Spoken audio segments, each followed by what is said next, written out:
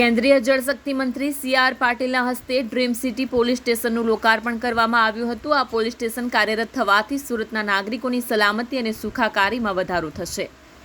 આ પ્રસંગે ગૃહ રાજ્યમંત્રી હર્ષ સંઘવી, રાજ્યસભાના સાંસદ ગોવિંદભાઈ ધોળકિયા, ધારાસભ્ય સંદીપ દેસાઈ, સુરત શહેર પોલીસ કમિશનર અનુપમસિંહ ગેહલોત, ધર્મનંદન ડાયમંડના ચેરમેન અને સુરત ડાયમંડ બુર્સના ડિરેક્ટર લાલજીભાઈ પટેલ, પોલીસ અધિકારીઓ ઉપસ્થિત રહ્યા હતા। આ પ્રસંગે ડાયમંડ કિંગ ગોવિંદ ધોળકિયાનું નિવેદન, હાલ હીરા ઉદ્યોગ મંદીનો માહોલ છે,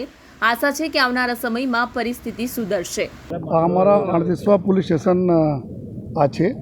અને ડ્રીમ સિટી પોલીસ સ્ટેશન આપને ખબર છે કે ડાયમંડ બુર્સને ધ્યાનમાં રાખીને એની સુરક્ષા માટે જો અને અહીંયા કસ્ટમના ઓફિસ બી છે, દેશ વિદેશ લોકોને બી અહીંયા અવર જવર ટૂંક સમયમાં જો થવાના છે, ત્યારે થઈ રહ્યા છે કે ટૂંક સમયમાં ઓર વધશે જો તો ખજોદ ગાંવ અને આ ડાયમંડ બુર્સ એના મળાઈને જો ડ્રીમ સિટી પોલીસ સ્ટેશનના મંજૂરી જો માનની જો ગુજરાત સરકારશ્રીએ કરી છે એના હિસાબથી આજે જો એના ઉદ્ઘાટન કરવામાં આવેલા છે। અને આ હાઈવે આપણા એવું છે કે અહીંયાથી નીકળે તો સીધા એકદમ પલસાણા થઈને મુંબઈ નીકળી જવાય, એની બી સુરક્ષા જળવાઈ રહે એના આશયથી આ અમારા પોલીસ સ્ટેશન છે, જ્યાં 1 પીઆઈ 3 પીએસઆઈ મિલા 43 જેટલા માણસોને સ્ટાફ અહીંયા રહેવાના છે જો 2 પોલીસની ગાડીઓ રહેશે જો અને ચૂંકि આ જો ડાયમંડ બુર્સને એટલા મોટો 650 મીટર લંબા સ્પાઇન એરિયા છે, તેમાં બાઇક દ્વારા અંદર પેટ્રોલિંગ રહેશે અને ઉમ્મીદ રાખીએ છીએ કે જે રીતે આગે ધમધમતા જશે જો તે રીતે જો પોલીસના રોલ ઓવરમાં વધતા જશે અને સેફટી સિક્યુરિટી પૂરા ઇન્શ્યોર રહે એવી અમે લોકો પૂરા કામ કરતા। અત્યારે જો ઓલપાડ તાલુકા, કામરેજ તાલુકાના 9 ગાંવ જેટલા સુરત શહેર કમિશનરેટમાં જે સમાવેશ કરવામાં આવેલા છે। કુલ આશરે વસ્તી અમારી 90 લાખના આસપાસ વસ્તી શહેરને થઈ ગઈ છે